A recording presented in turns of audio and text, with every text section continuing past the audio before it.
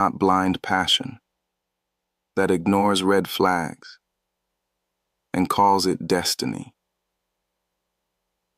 Real love is clarity. It sees clearly, chooses freely, and works consistently.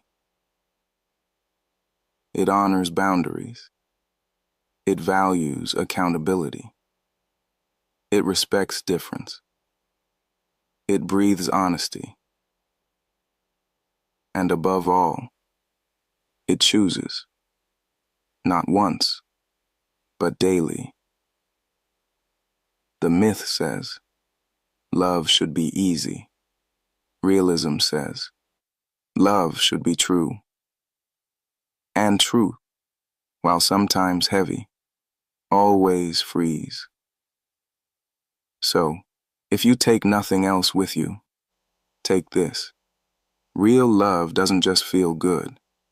It builds good, day by day, choice by choice, effort by effort.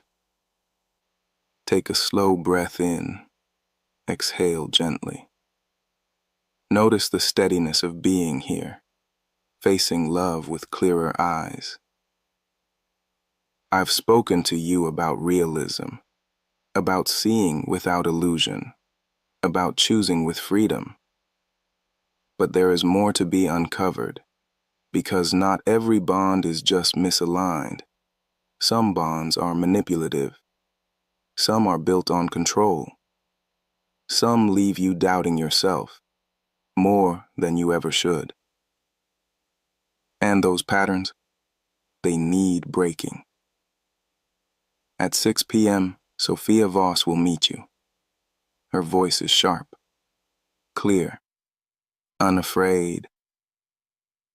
She will walk with you into the world of manipulation, how to spot it, how to name it, and most importantly, how to break free from it. Where I have shown you realism in love, she will show you liberation in truth. So carry this clarity forward.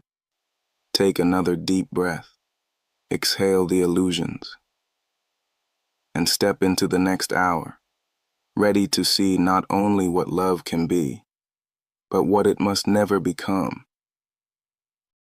Too many of us step into relationships chasing illusions.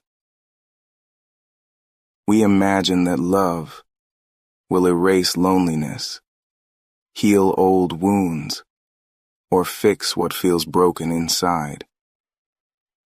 We tell ourselves stories about soulmates and destiny, about someone arriving to make us whole. But here's the truth. When you put that kind of weight on love, you set yourself up for disappointment. No partner can be everything. No relationship can solve every ache. And when you expect perfection, you miss what's real. Because real love isn't flawless. It's messy. It bumps up against your insecurities. It forces you to face yourself in ways comfort never could. The danger of idealizing love is that it blinds you. It makes you ignore red flags. It makes you excuse harm. It keeps you stuck in fantasy instead of building something true. So the first step in realism is this. Drop the illusion. Let love be what it is. Not a cure, but a choice. Realism doesn't mean cynicism. It doesn't mean giving up on hope. It means learning to see clearly. To recognize that attraction and affection don't erase the need for boundaries. To understand that chemistry doesn't replace compatibility. To accept that even the best relationships require effort, repair, and compromise. When you see love clearly, you stop asking it to be magic. You start asking it to be mutual. You stop chasing someone to complete you. You start choosing someone who can walk beside you. This shift from illusion to realism does not make love colder. It makes love stronger. Because when you let go of fantasies, you finally make room for the real thing, a bond between two imperfect people, choosing each other, day by day. Love without illusion isn't smaller, it's deeper. And that depth is where relationships stop breaking you and start growing you. Let's be honest. Most of us have seen the red flags. The cutting remark brushed off as just a joke. The pattern of disappearing when you need them most. The refusal to take responsibility after hurting you.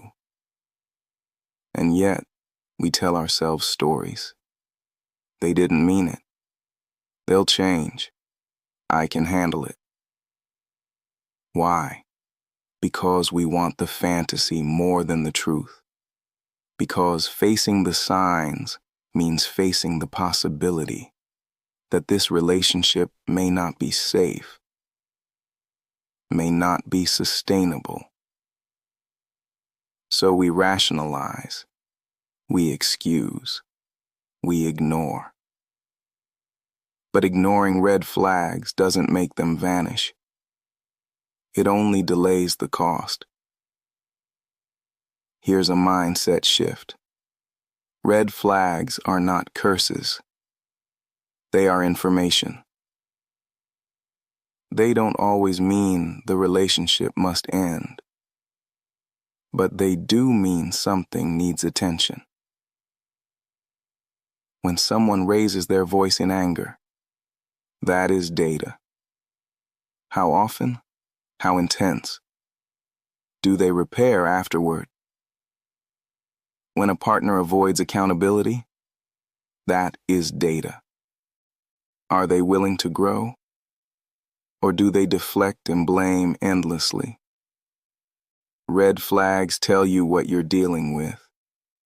They invite you to ask, can I live with this? Does this align with the life I want to build? Treat them like road signs, a warning on the path ahead. You can slow down, choose another route, or decide this road isn't for you. But pretending the sign isn't there only guarantees collision. Self-respect means trusting your perception, believing what you see, not just what you wish to see. Because love without realism isn't love. It's denial. And denial will cost you far more than the truth ever could. Too many people believe that boundaries kill romance. They worry that saying no means rejection, that drawing a line will push someone away.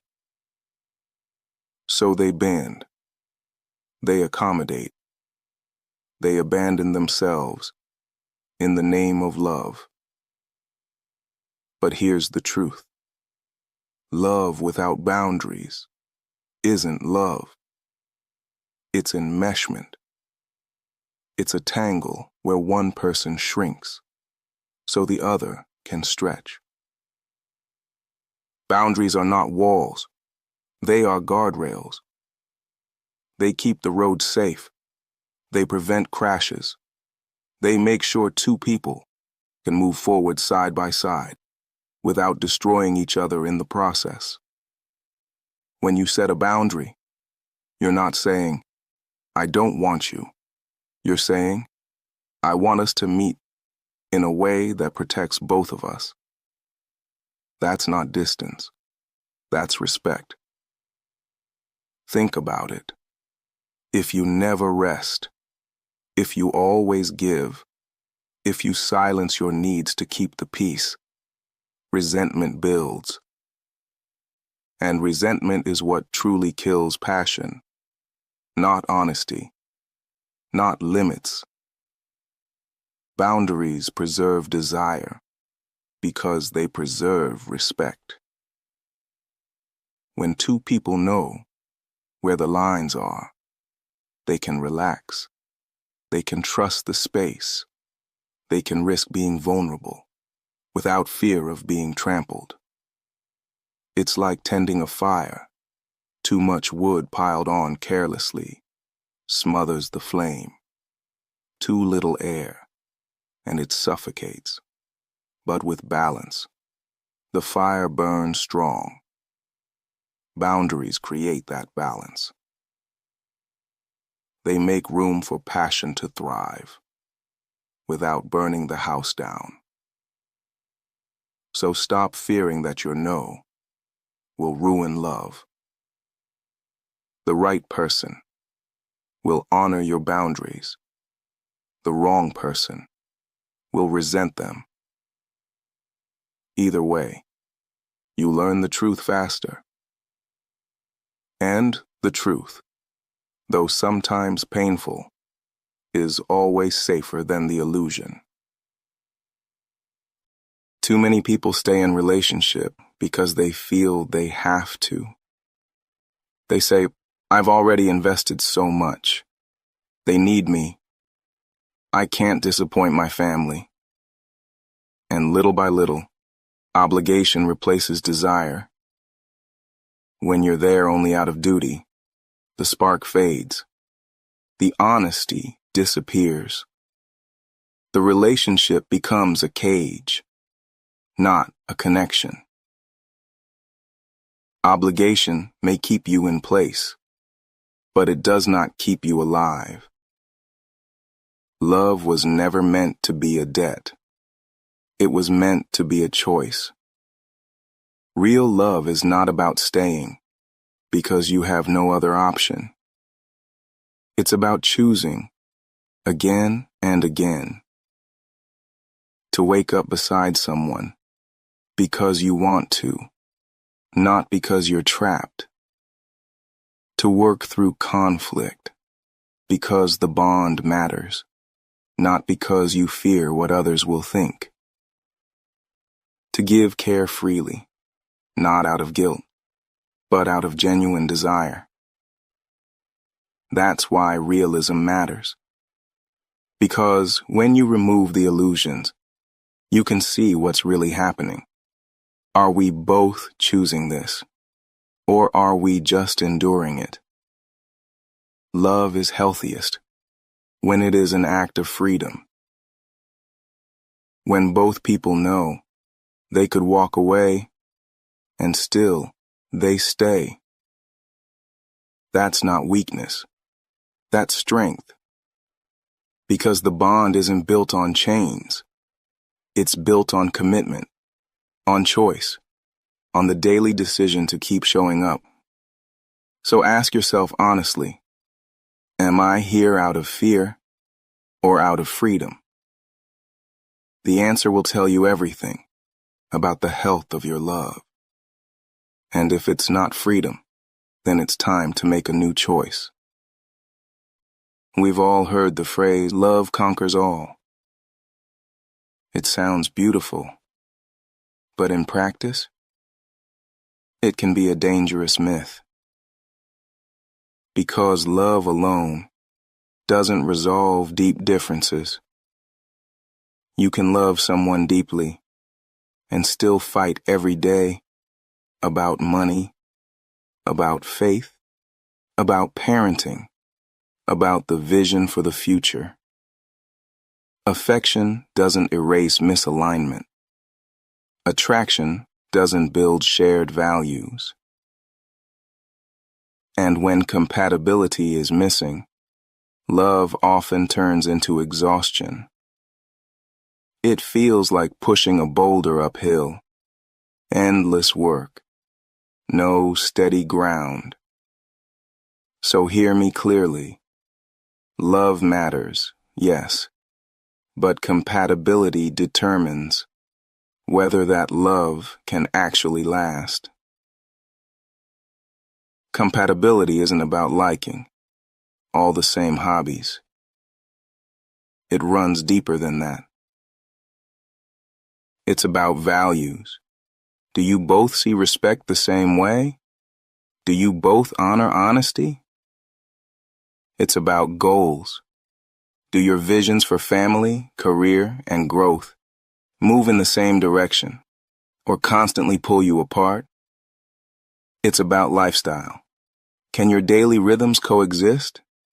Or does one person always have to shrink for the other to expand? When compatibility is present, love flows more freely. Conflicts still happen, but repair feels possible. The relationship feels like partnership, not survival.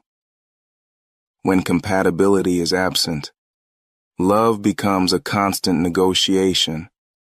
Every joy is weighed down by friction. This doesn't mean you need perfection. It means you need alignment where it counts. So ask yourself honestly, do our values match? Do our futures align? Can we build together without breaking ourselves apart? Because love without compatibility can spark a story, but it rarely sustains a life.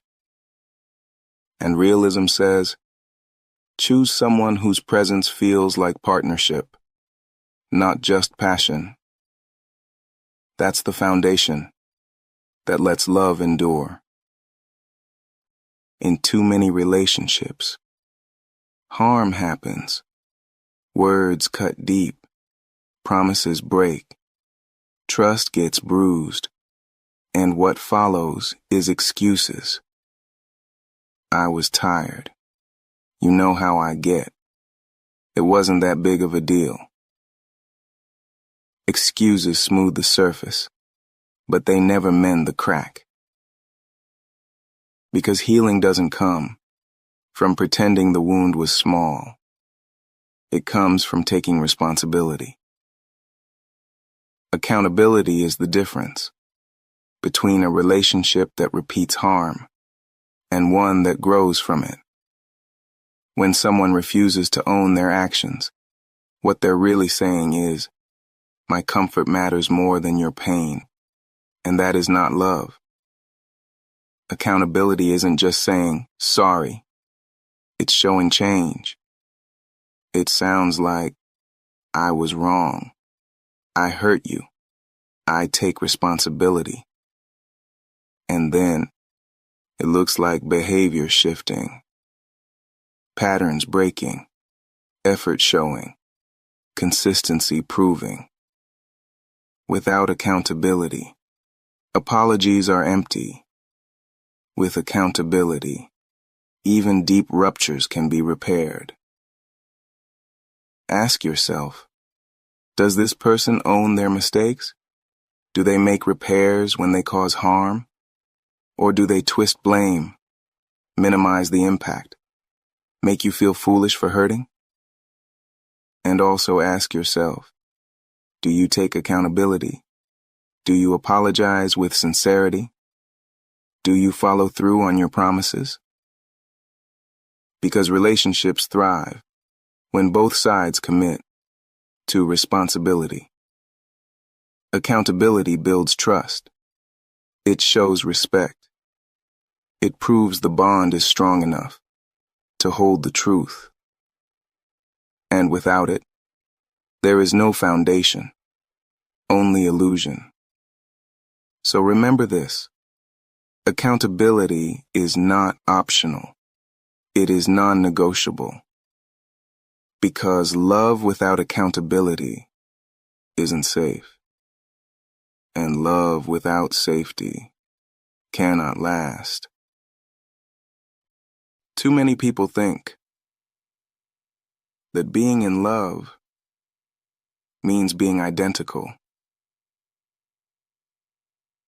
Same opinions, same preferences, same outlook. But sameness isn't love. Sameness is control. Healthy love makes space for difference. Different tastes in music, different ways of unwinding, different backgrounds, different perspectives.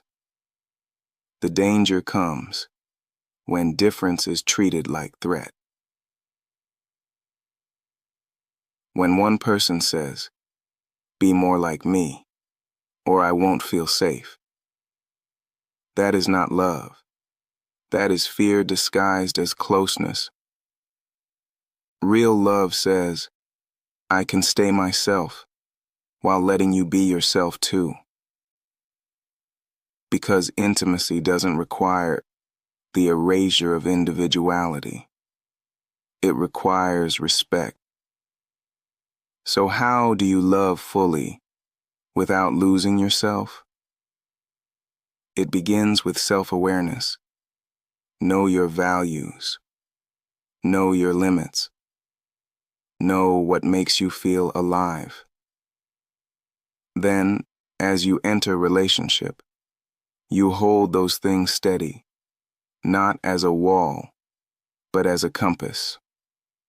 This allows you to engage differences with curiosity instead of fear. Your partner prefers silence. You prefer conversation? That's not a crisis. That's an invitation to balance. Your partner comes from a different culture. You from another? That's not a threat. That's an opportunity for richness. But here's the key. Respecting difference cannot mean erasing yourself.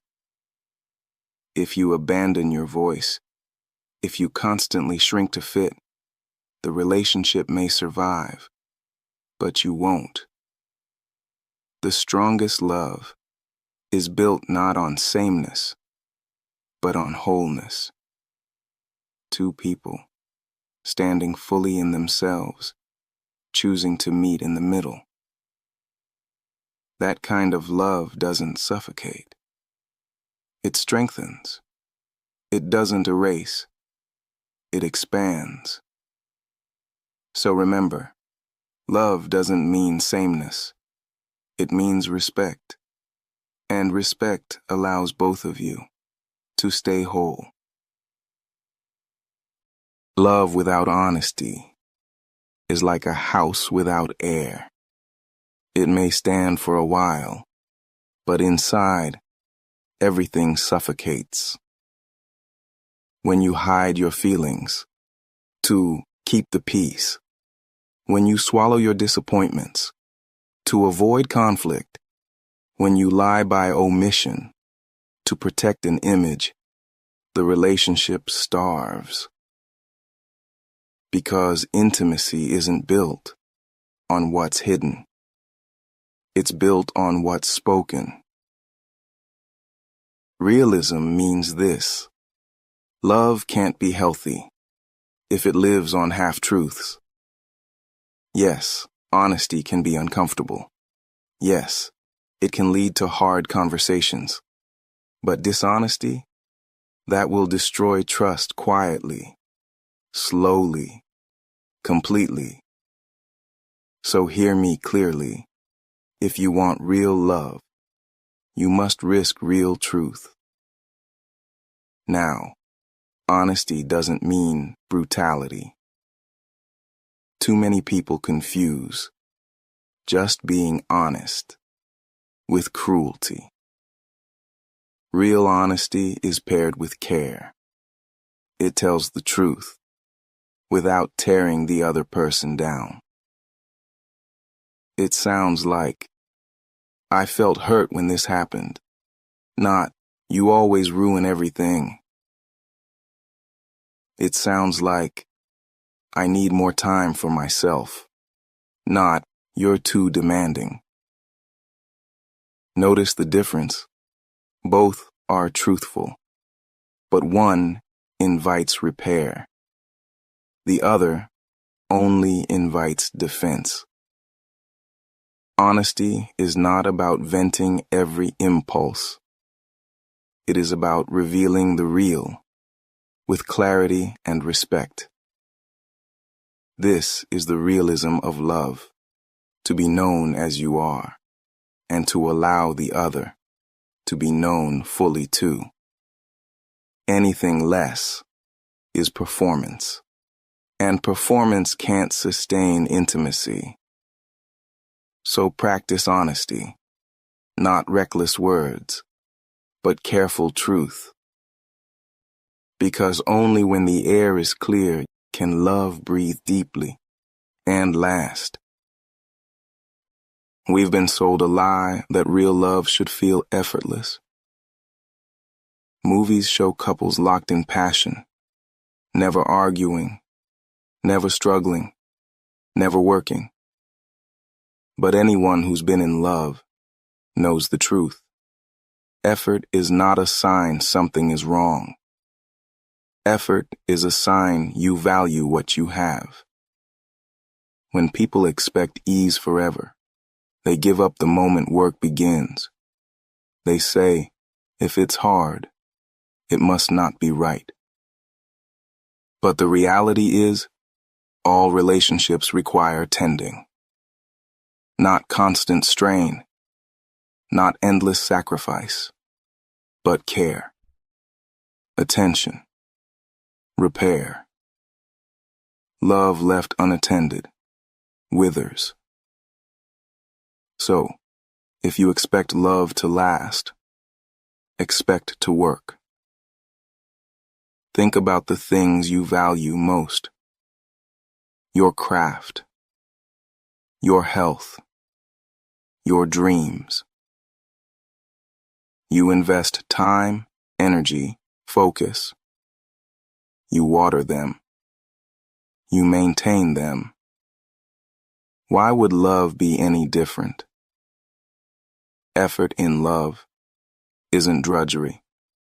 It's devotion. It's listening when you'd rather tune out. It's apologizing when pride burns. It's showing up with presence, again and again. Effort says, this matters. You matter. We matter. And here's the key. Effort is mutual. If one person is carrying all of it, that's imbalance, not partnership. Healthy love feels like two hands, working the same soil, planting, watering, pruning together. It may not always be glamorous. It may not always be easy. But it is what turns fleeting passion into enduring partnership. So drop the myth of effortless love. Embrace the truth of chosen effort. Because in love, effort is not a burden. It's the proof of care. And it's the practice that keeps love alive. As we close this hour, let's bring it all into focus.